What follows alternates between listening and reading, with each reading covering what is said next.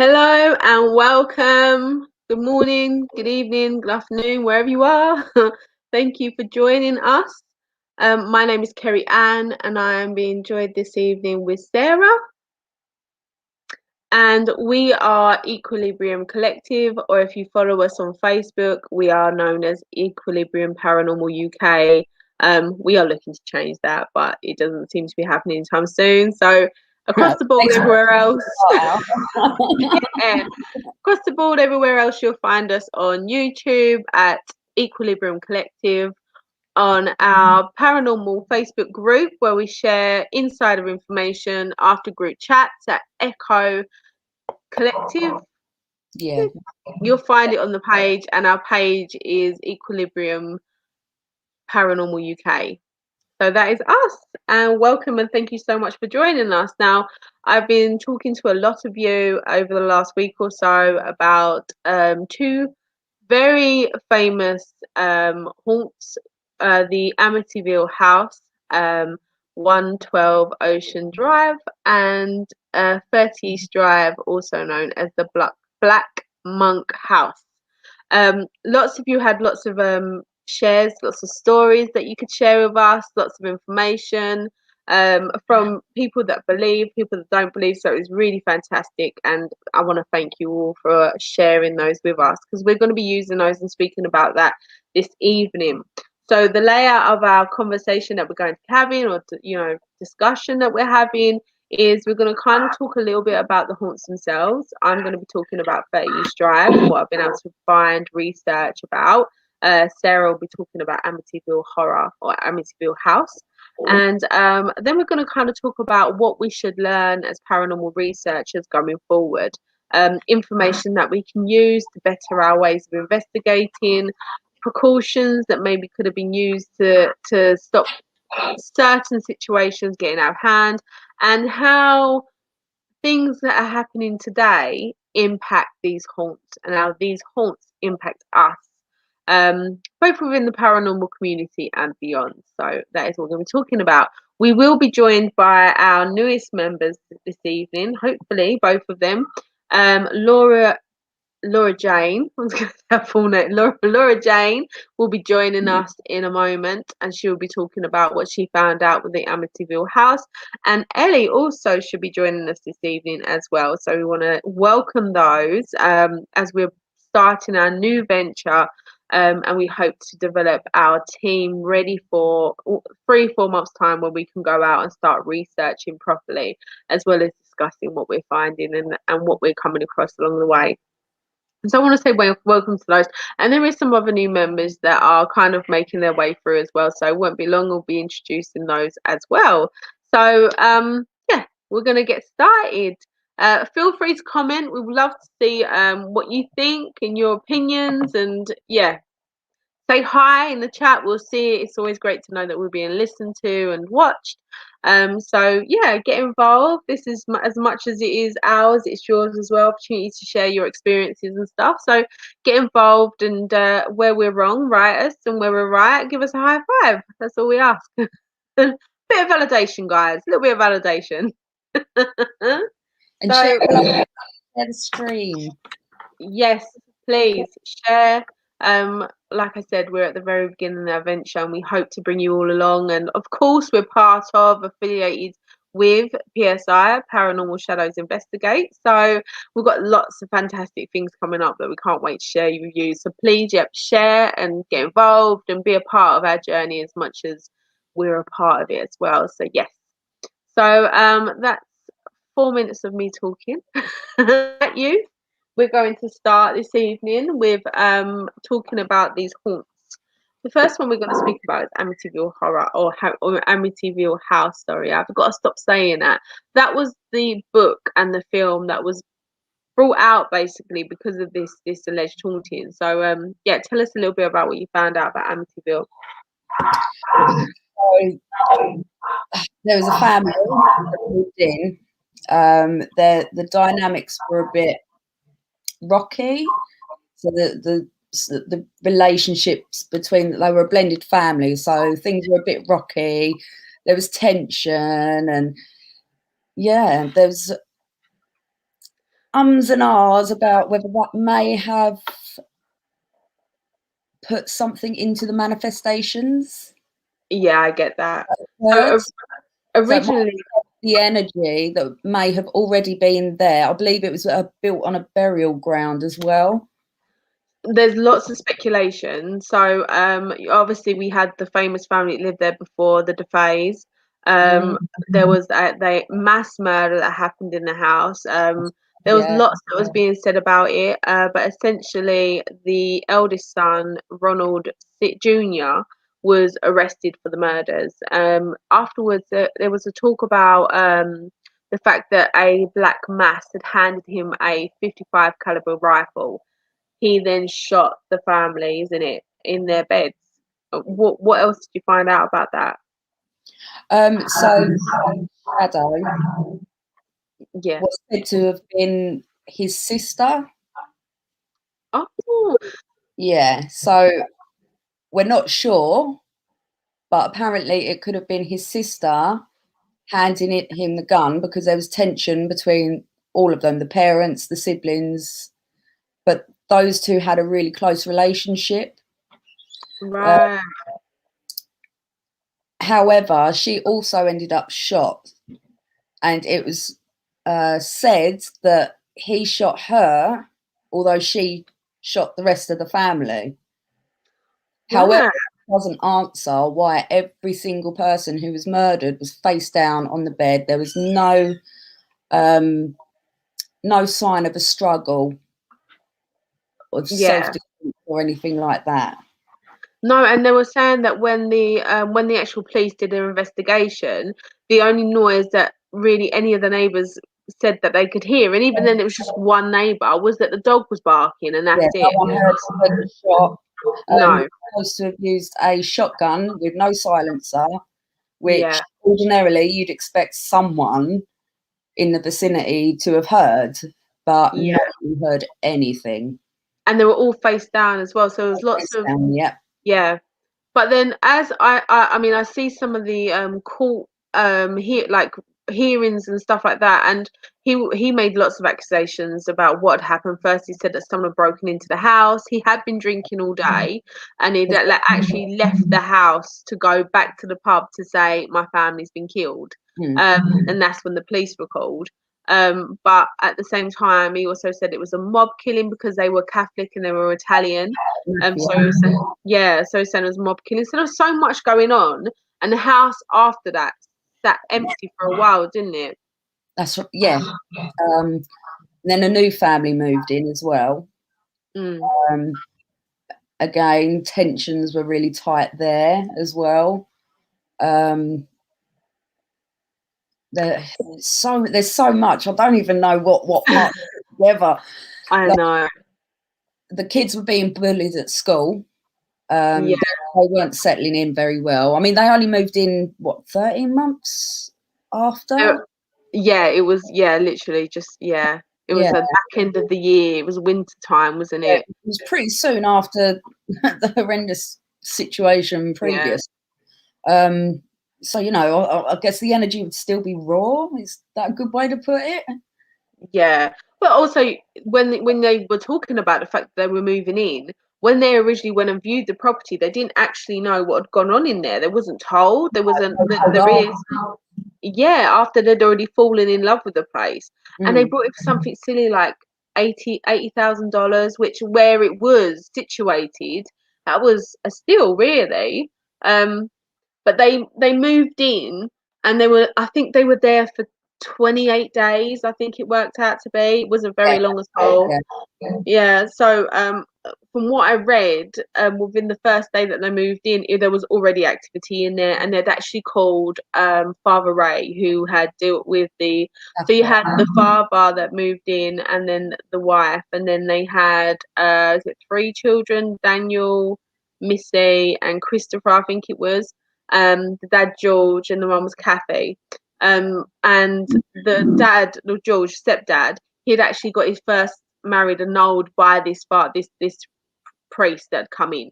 So he had basically called them to say, look, we want someone to come in to bless the house, and kind of they knew that there was going to be some kind of energy there that they didn't want there in terms of what had gone on. So just wanted to have the place blessed. And straight away, Father Ray was going around, and there was issues from the get-go. He'd managed to make his way up to the boys' room, which was now Kathy's sewing room. And in there, he got, there was lots of flyers, and that is what is portrayed in the film. When the father goes into the room and there's loads of flies everywhere, this is what they're talking about. But he actually got, I think he got slapped around the face, like by invisible folks while he was trying to do blessings. Yeah. And he left, and he didn't tell the family And he didn't that he had it. either. No, he actually. There was only one time that he spoke about it in a radio station called In Search Of, I think it was called, in 1979, and he spoke about it, and he said that he had felt this really uncomfortable feeling of not wanting him there and get out, and then he left, and he didn't, after that he didn't speak to anyone else about it, but he didn't tell Kathy or George what had gone on either, and they had no idea. But for about 28 days, there was lots of things that happened. You had lots of activity, which was an issue. You had problems in the home in terms of the kids playing up. So you had that, and and also there was the manifestation of the invisible friend, wasn't there? Your mic's muted. That's all right.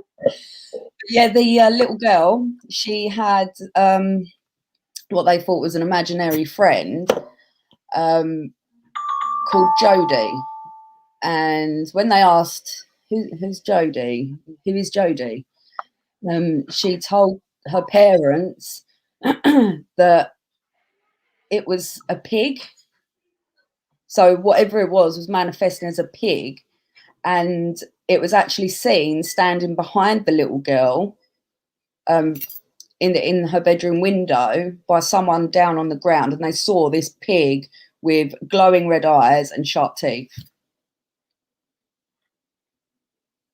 I think what it was as well, I think what they were saying as well was they could hear this disembodied voice as well. They could hear it, and they couldn't see who it was. They didn't. I think the first time that Mum heard this happening was she went up into the daughter's bedroom, which is that room, the famous room with the windows. And she could see the rocking chair move, and she could hear a voice, but she couldn't see where it was coming from. But this was just parts of it. So there was like black stains that were being seen in the toilets. There was flies. There was putrid smells. This was all got over the course of 28 days. Another thing, the little boy was up in his bedroom or the sewing room, killing these flies. All right. But when he went to go and show his mum, thinking, look what I did, Mum, there was no dead flies. They were all alive. It was like they resurrected or something. Crazy.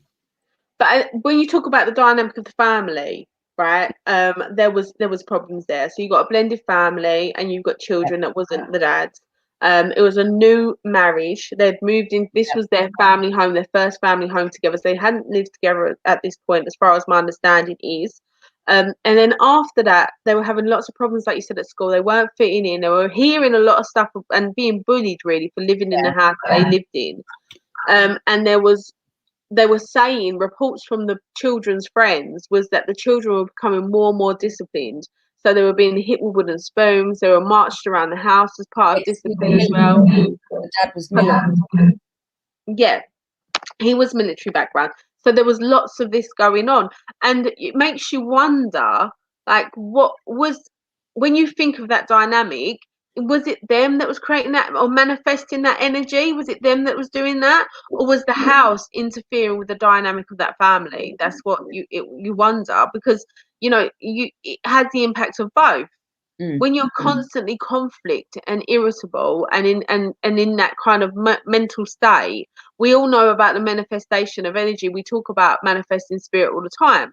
There is experiments across the board that looks at this and actually shows that there is a way of being able to manifest through telepathy, right? So is that the case here?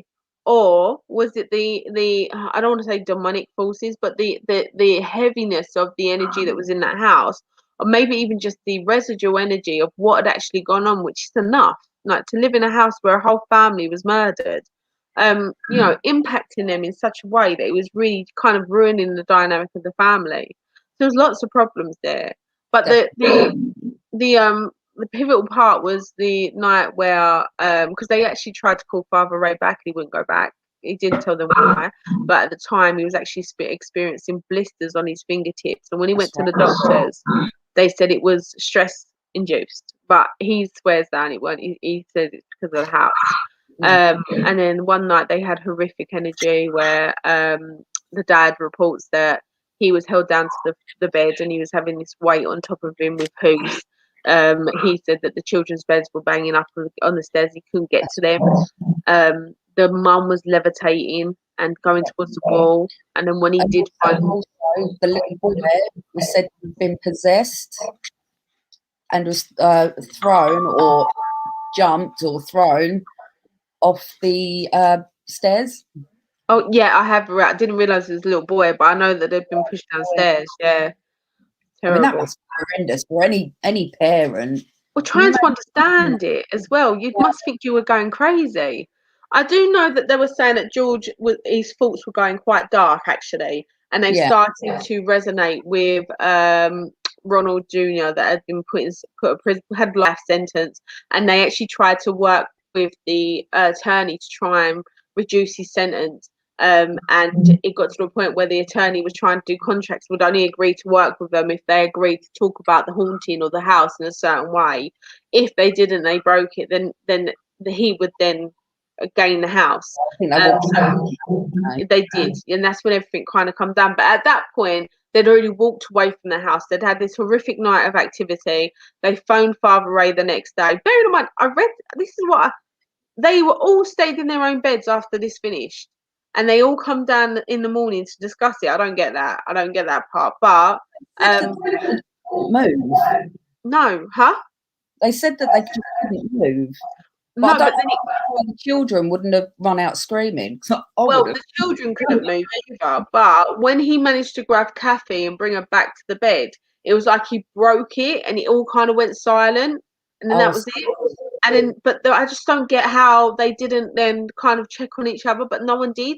They spoke about it in the morning, and they phoned Father Ray, and Father Ray was like, "Just get out." And that's the point they got out. And this is where we talk about what happened next, because some of the most famous people within the community investigated that place, rightly or wrongly, and the methods they used, whether that was the right methods to use.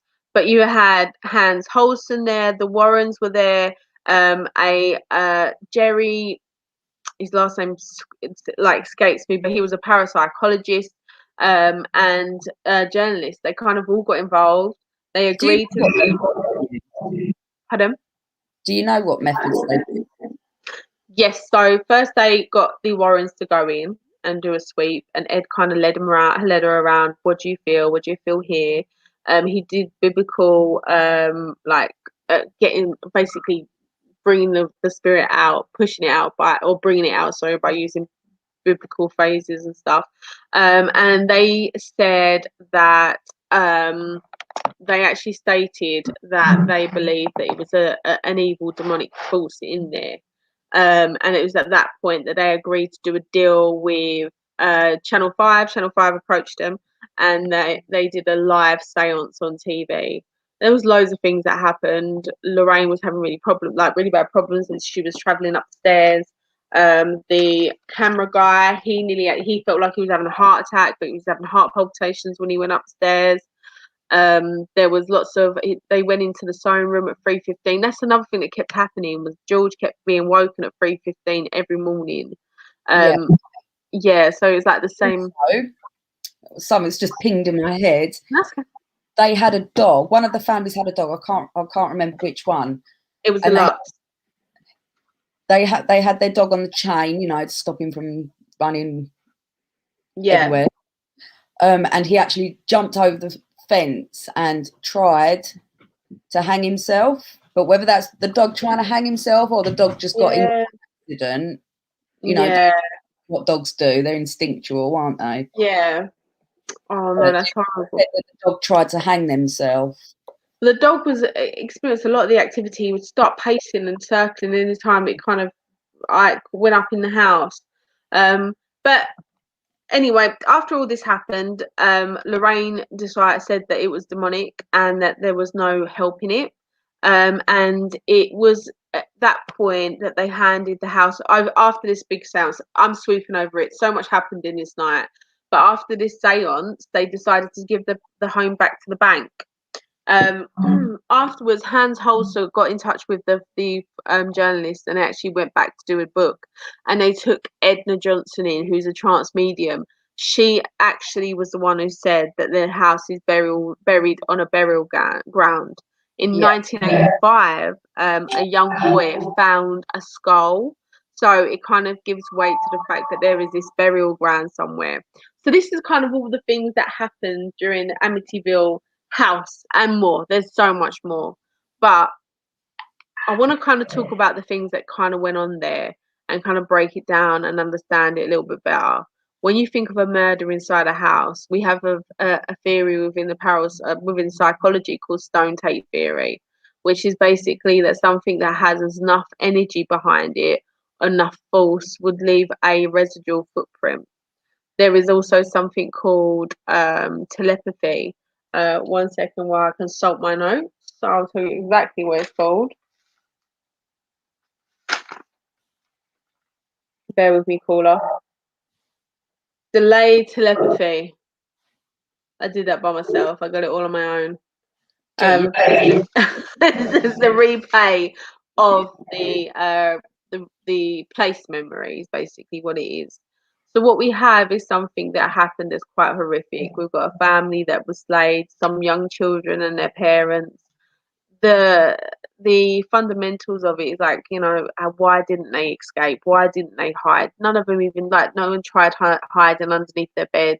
It happened there. That's where it happened. So they know that they didn't move and no one heard a sound, right? But taken away from the mysteriousness of that night, the fact that you have this horrific killing, enough for there to be a residual, a replay. Is there a chance that this happened? Yeah. I mean, they kept having a rancid smell. They kept, this. There's something else I went over. They actually found a hidden red room. This is where the mediums thought that there was a portal actually, behind a cabinet. But yeah, there was so much going on there. In terms of investigating, is a seance the right thing to do in an alleged haunted location? They had numerous trance mediums within that seance. Wasn't just Lorraine Warren or Edna Johnson. There was a number of mediums there performing trance mediumship, which is the physical manifestation of spirit. So you have transfiguration, where spirit is able to change facial features. A medium can go into an altered state, which is so deep that spirit can then speak through them. I mean, it's been known for mediums to speak different languages that they never wasn't even able to speak before, and they were doing this in this location. When you think about the energy and you're actually allowing that to happen, you're welcoming them in. I mean, we know what's the first rule about faith? You don't welcome into your ass. Is what you don't do. So why Ask, would you? Huh? asking for trouble. Right. When people do this elf on the shelf stuff, I'm like, no, I'm not messing with the fae, right? But this is even if you don't believe in other unhuman entities, these are people that they do believe in this. Yeah. So, and then to allow that kind of, I mean, these people are seasoned investigators. They're seasoned mediums. They know what they're doing, I suppose. But what I'm saying is, how would that help? My problem with investigating houses that are private locations is I don't understand how that solves the problem. When someone's got an a haunting, 9 times out of 10 they want it to stop. They want it to go away, right? So if you're not, and these are paranormal investigators that go into these locations, that go into to hunt. All right, yeah, they find something. What's next? What do they do next? I just don't understand it. It's just a blank. I don't know. It feels like there's bits missing. Yeah, I do feel. I understand. I do know that Warren and Ed did try and move the energy on, but they did say that it can't be solved. It can't be helped. The house is now lived in. It's a residential home. It has passed many hands, I'm not gonna lie. And when the reporter that was helping Hans Holzer, who was the one that led the investigation for the TV for Channel 5, when she actually approached other residents, they actually said there was no more hauntings there. However, when they brought up Danny and George's name, they got really quite defensive and was like, they're the ones that have brought the evil into this house. So you can't dismiss something's existence and then acknowledge it in the same sentence. So whether there is something still there, I don't believe that, the attention that the haunting got. I mean, it was a circus. This community was a small, tight knit community, Catholic community, and you were having people travel miles around after the film and book release to just look at the house. There has been superficial changes to it now. However, they've changed the the windows and stuff. But yeah, people traveled all over the place for that. So again, when you look at research that goes into energy and worship, places of worship, they say that the energy that is put into them locations can be measured. The vibration can be measured. So they're treating this place like a mecca. What do you think? Sorry. No, it's fine. Getting Ellie and Laura back in. Oh, okay. So I'm just working on it because we want them to join. Yes, we do. Laura's done her makeup, especially for this. Can you send them the link?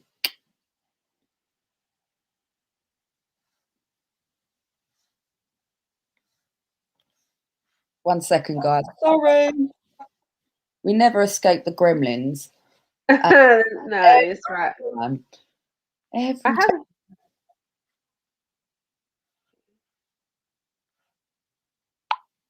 It's okay. I've done it. It's cool. So yeah, how does it compare to 30 East Drive? So, 30 East Drive is interesting. However, I know Laura is desperate to talk about Amityville, so I'm going to try and hold on. Is she there? Device not connected.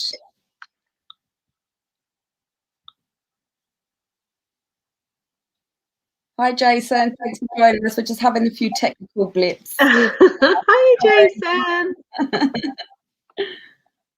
Thank you so much for joining us. Okay, so I'm going to start talking about 30 East Drive. So the dynamic of this location is quite interesting. We have a new family. Their name is Joan and Joe, mom and dad, and then they have children, Philip and Diane. Diane's the oldest. As soon as they move in, they start saying that they start experiencing activity straight off the cuff. However, when I actually looked and researched into these, what documented activity. The first was when the family had gone away to Devon for a little while for a holiday, and the nan, her name was Sarah, she was there with Philip. They were staying there together. It was Philip that first noted this fine chalk-like dust that was just below the ceiling. He'd called his nan. However, the actual location, the actual place had just been painted. The scene had been painted, so they knew that it weren't anything to do with the ceiling. When they went to go and get a cloth to go and start cleaning it up, this is where they started seeing pools of water start developing around the kitchen. At some point, Sarah went across the road to get her other daughter, Marie, over. Marie Kelly, I think her name is. She lived just across the road for the house.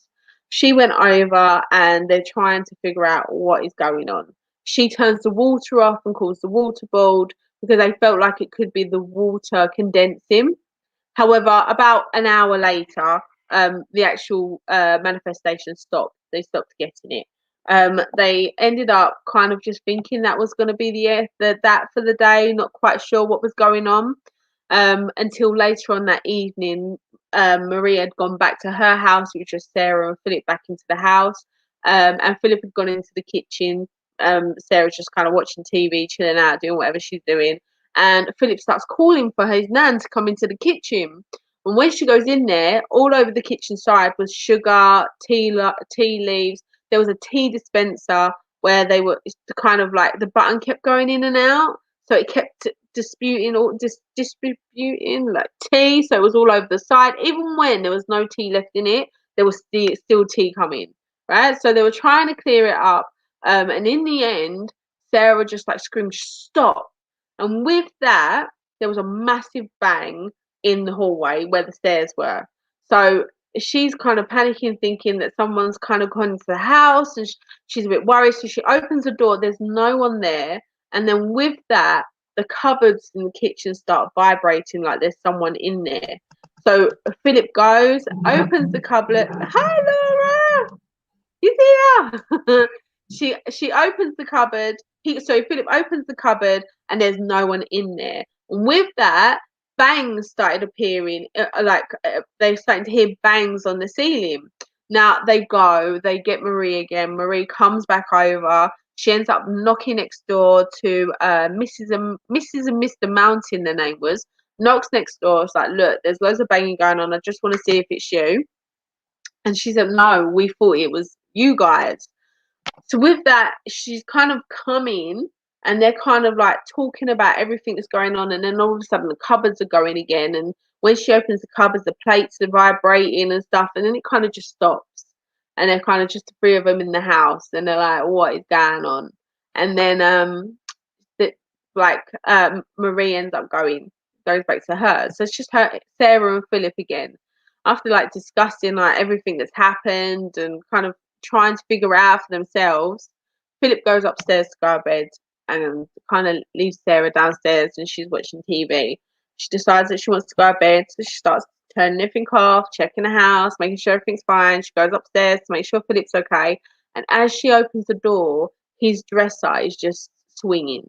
And at that point, she grabs him and goes. They go stay at a neighbour's house. Now, that's the first actual kind of documented sequence that I could find, although they say that there was activity throughout the moment they got through the door. However, things carried on. These pots, this bang in the hallway was a pot plant. The plant itself flew out of the pot, and the pot had banged, and there was always that bangs on the door. Again, in the Amityville horror, they would find the Amityville house. They found green sticky patches everywhere, which was like coming from nowhere. And as soon as they clear it up, it would happen again. Well, they got the same thing. Even the flies, they got the flies as well in 30 East Drive. So they were got these green patches everywhere coming from the tap and stuff. So these are the things that were going on. They really felt like they needed to get some help. So they started going to the media, and the media was the ones that actually named this entity Mr. Nobody. They got someone to come in again, like the Lutzes. They come to get someone to come in to try and exercise the house. And all they had was the same as the Amityville, that it was kind of met with disdain from the entity. The entity didn't leave. It would mock them. One account says that the aunt sheepskin's gloves started to orchestrate the religious hymn and stuff, and they realized that this was not going to go anywhere. So what they did was they then named him Fred. They tried to normalize it, I suppose. And over the years, there was always activity, like always bumps, scrapes, and Christ knows what else. But it got a bit real. The dad got locked in the chamber, the cold chamber, and he said a black mass come towards him. The daughter Diane her hair was pulled up, and she was dragged up the stairs to her room. and when they tried to like help her, they found all these hand marks and claw marks all over her neck. There was loads of different other alleged activity that had gone on to the same effect. Um, so it turned out they only were able to stay there for 5 years, and the dad actually died in the house. Now, there's two different accounts. One is that he had a heart attack in the bath, another was that he had an aneurysm on the bathroom floor. But whatever the actual happening, he did pass away in the home. Now, the history of the house is a bit shady, like Amityville with a burial ground. It is alleged to be built on a burial ground as well. However, there is other links to it as well. So the actual house is built at the bottom of a hill, um, on a council estate. It's a 3-bed semi-detached house. It's 70 decor. Still to this day, it's still in the same decor. It is built near Chesterfield, and it's said to have tunnels that led to the Pontefract Castle. Now, this castle also has links to Monk Hill, where the monastery was for this particular castle. On top of that, the hill that it was built next to is also alleged to have gallows. Now, there's lots of stories attached to this. There's a story that 500 years ago, a monk was hung for killing and defiling 3 girls, and that his body was then discarded into a well, which the water runs underneath the house. So there's that. The other link to the monk is that when the parents were in their bedroom, they were able to see a black mass at the end of their bed, which this is where the black monks come into as well. There's also a child linked to the haunting, a child called Emma, who is meant to have been one of the children that the monk had killed. And of course, you have Joe, who sadly passed in the house as well. So these are the things that are going on, right, which I find really interesting. What I find more interesting is the setup of the home now. So it actually is a B&B where you can go and stay the night. That is how it's, shared. When you go into the home, there was a room that had all the evidence that was found, including the photos that we've used on the header of this event, which has allegedly now been debunked. And there's newspaper articles, there's advertisement for the film as well. So that's the first thing you kind of see. And after getting the keys from the key holder next door, who will tell you whether there's been any kind of noises going on throughout the day or whatever, just to let you know what kind of night to expect. After you've kind of had a look through there, you go into the front room, and the DVD player is the film that when the lights go out. Now, imagine you're going to a location of a haunted location, allegedly the most haunted home in the UK, and whilst you're there, you're able to watch the actual film that's based in the home. Like, could you imagine what that does to you? Right, it's crazy. Yeah, your mic's muted again. It's okay. I don't do tech. Yeah, so you go into this location, and the first thing you do is you get told that there's loads of activity during the day, and then after, hello, Hi. hiya. This is Laura. This is our new member, one of our new members. Hopefully, Ellie will be joining us if she can. And Laura will be doing lives coming up as well. So we tell you a bit more about that at the end. So, Laura, did you hear what I was saying about the 30 East Drive? I've literally only caught the last 10 minutes of what you've done so far. Okay, so I put it to you: if you go to a location that you turn up to, and the fact you meet the key holder, and they're telling you about how active it has been during the day and the activity they've experienced, then you go into a room which is full of activity, literally documented everything, including the advertisement for the films, the newspaper articles, and then you go ahead into the front room and you then watch the film that's based on the house that is haunted. What do you think that would do? Oh, it's heighten your senses most definitely with that.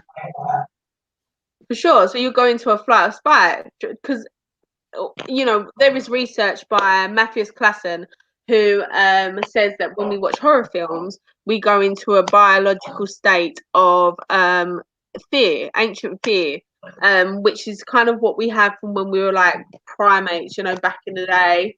And we have this innate need to be able to refine this. So this is why we watch horror films, and we go into a flight or fight, you know, situation. We get hyper vigilant, our heartbeat beat races, the blood leaves our fingertips, so we get cold sensations. So all this goes on, and you're in the house that it happened. Like that's gonna do stuff to you, isn't it? Oh God, Yeah. absolutely. So Sorry, I was putting my earphones in. If you wonder why my camera's all shaky. that's okay. Jason Davis says hello from Wales and says hello to you, Laura. Oh, hello, Jason from Wales.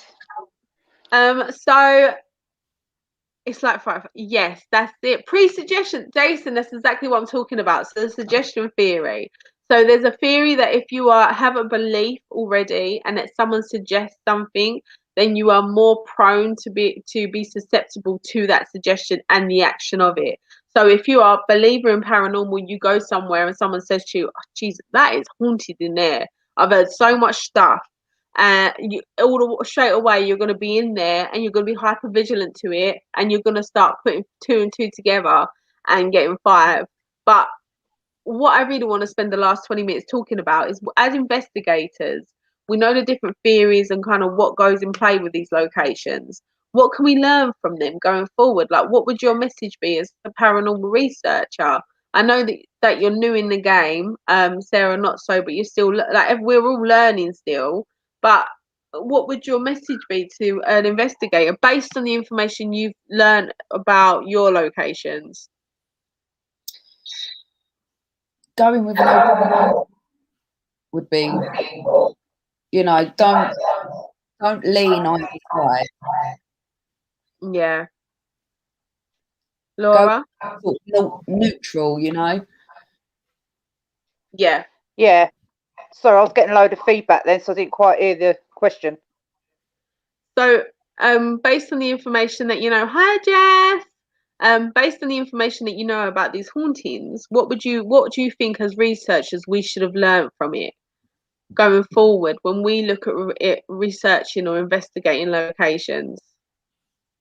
You need to go in with an open mind, not go on by what you've read.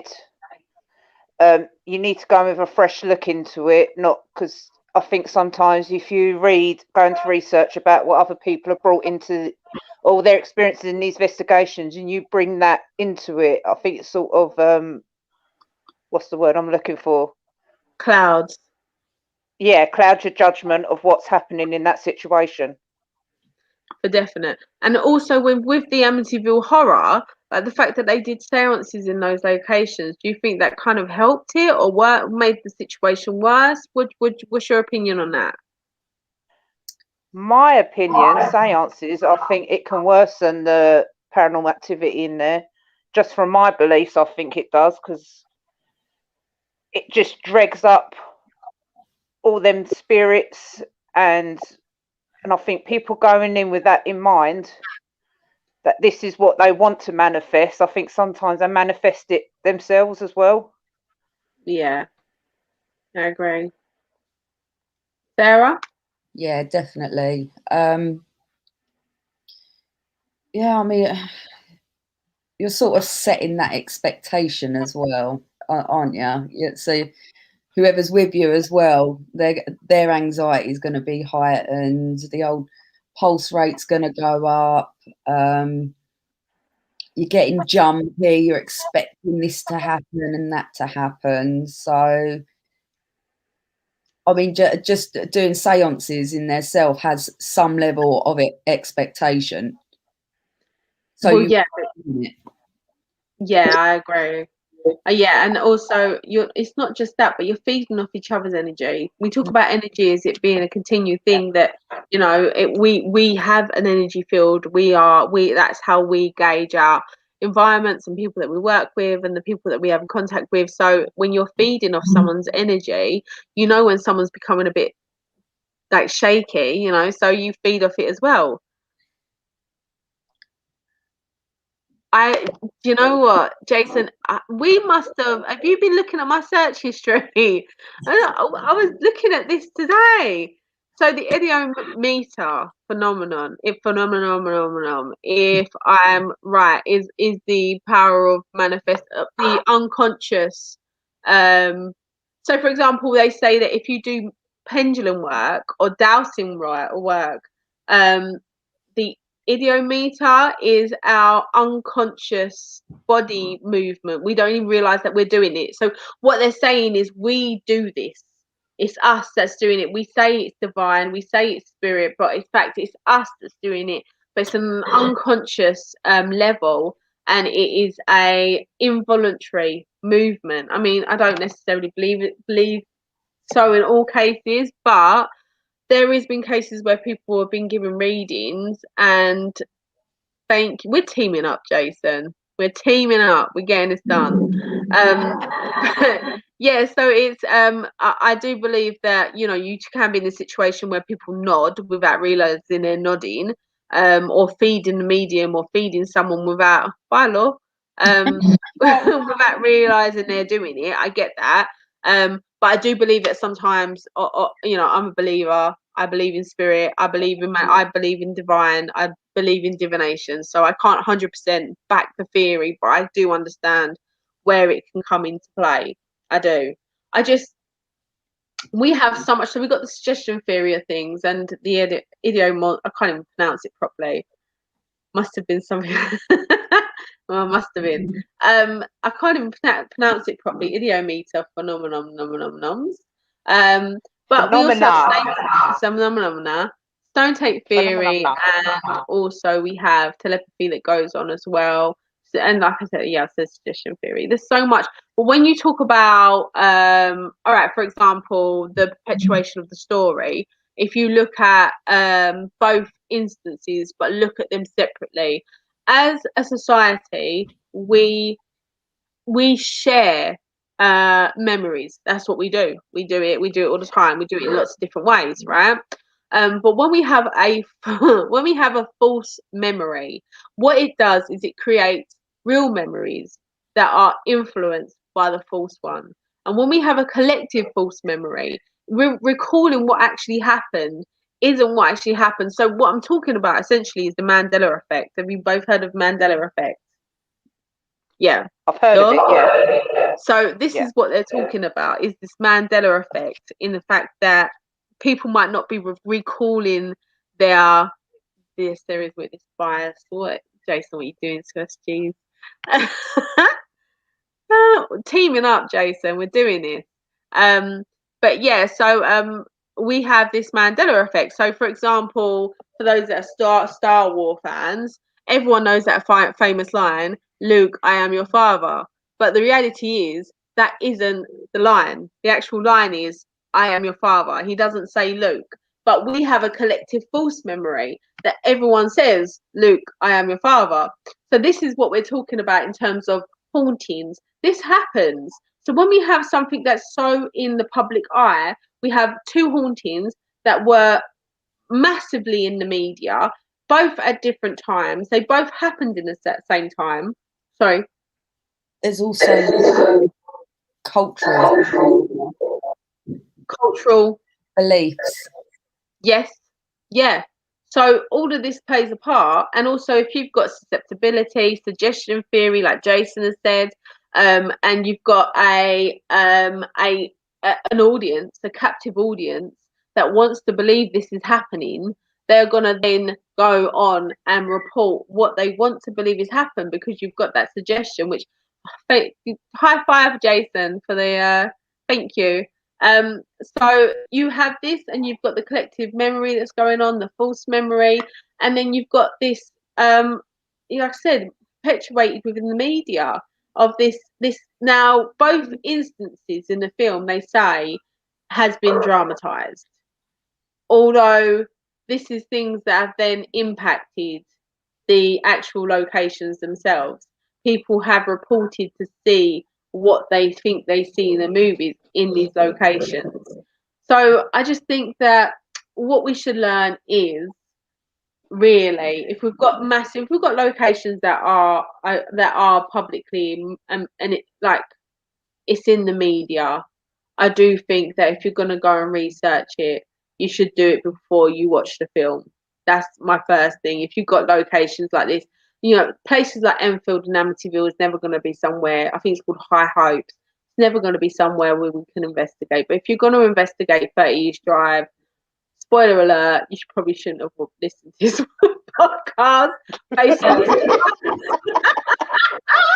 Don't listen to this podcast if you're going to go and research it, go investigate it, because we told you too much. Yeah, we told you too much. But I think that's something that you should go to. Having your first port of call being the key holder who's giving this information, which, to be fair, this is what she's meant to be doing, informing the investigators what they should be expecting. But I think that sets a standard that people are going to meet. And then having the Hall of Fame in the room and kind of then watching the film while you're there. I'm like, guys, you are basically setting yourself up for a theme park ride that you're gonna experience everything you want to experience on that theme park ride, because it's already been told to you that you're gonna get it. So you're gonna get it unless you are a skeptic. Because if you're a skeptic, the suggestion theory, true say Jason, but the suggestion theory but works on both ways. If you're a skeptic and you go in and being told that there's activity and you don't believe in activity, you're not going to report it. So it works both ways, right? So you're going to get what you want to get. If you want an experience, then do it. Go for it. Watch the film while you're there. Go through the evidence that you want to see. But if you want to research a location, properly research it. Go with having maybe one researcher, a historian that you've got on the team to research it so you can validate the evidence that you're gathering. If you get a picture of a black monk without even knowing that there's a black monk, then you're winning. You're winning. You're getting the name Emma come through a spirit box. Although, you've always got audio pareidolia, but we'll save that for another show. If you've got Emma coming through a spirit box and you don't know that there's a little girl called Emma there, then and you can validate that afterwards, then you're winning. You're having the experience that you have paid for. You've paid to go fishing. Sometimes you catch and sometimes you don't, but either way, you paid for it, and you're going to get your experience. That's my opinion. What about you guys? No, I totally agree with what you just said. So, how would you feel if you was to go to investigate 30 East Drive? Would you watch the film, or would you before investigating? No, it's the same. I don't like reading the book because I don't want my interpretation being affected by what's written in the book. So whenever I buy tarot cards, a new set of tarot cards, I chuck the book away.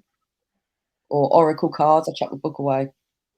I don't want someone putting their interpretation in my head. So that's all I can think of. Yeah. Okay, that makes sense. Laura? To be fair, I was going to say, is that the same as you, apart from the tarot cards, throwing the book away? But yeah, no, I wouldn't want it to tarnish what I'd want to get out of that investigation by reading up, because sometimes you get your hopes let down thinking I was expecting this, and this to happen, and nothing. Yeah, you just going locations and checking out the area beforehand, seeing what's relevant, if there's any kind of other areas that we should consider, and setting up and then chilling out with I don't drink warm drinks, everyone else does. I maybe a fizzy. I sit with a fizzy, everyone else has warm, and we just chill. And we just chill out. Yes, there's room for a gentleman. Actually, there really is. We are looking to add to our team. We're all girls. We're all women. You would love it. So we're looking to add to our team. Like I said, we're Equilibrium Collective. We are a based team in Essex and Kent. We are looking for team members in Essex and Kent. We are looking for people that are interested in serious research, because we aren't we're looking to go on investigations, but we also really want to kind of put things out there that's relevant to the community as well. So we're looking to do serious research. We are connected with PSI, Paranormal Shadows Investigates in Kent. We're working with those guys quite closely. So we're looking for people that will be interested in being a part of that. So you know, if 30 East Drive will be up there, and we are looking for girls as well. We're not just not just guys. We are looking for girls, but we are a woman heavy team, so it's good to just balance that energy out to have some masculine energy other than my own. A little bit more girly. So yeah, so that's us, and that's us. We've been talking for an hour. So yeah, thank you so much everyone that's joined in. Laura, tell us a little bit about your live that you've got coming up. Right, I'm going to be doing a live in, it's 2 weeks, isn't it? To do with Harry Price, and he's very questionable. You get a lot of good, a lot of bads on Harry Price and how he investigated. I think one of the main ones was it Helen Duncan. Yeah, so he investigated Helen Duncan, but there was lots of controversy around Borley Rectory, which he's quite famous for, and yeah, there's loads of stuff that Harry did. I'm still researching, so I don't know enough to really go into detail yet, but it's really interesting how he come up with different ways of researching, bringing equipment in, and the mongoose one. I can't wait to talk about that. Yes, definitely. All the events the are live. To be talked about. You're talking mongoose. All the events are live on the like page, so feel free to go and join yourself over to that. And keep up to date with our events that we've got coming up. And we've got another live as well. We're going to be talking about Hans Holzer in a few weeks' time as well. We're going to be a fortnightly show, and Laura will be a monthly show. And we're hoping that we're going to be adding another show to it as well. So make sure you stay tuned. Keep an eye on what we're up to. This is only the beginning, so we'll have great things coming up for us. So I'm going to say good night. Thank you to my co-hosts that joined me this evening, and say good night to everyone that's watched. Thank you very much. Yeah, good night, everyone. Bye.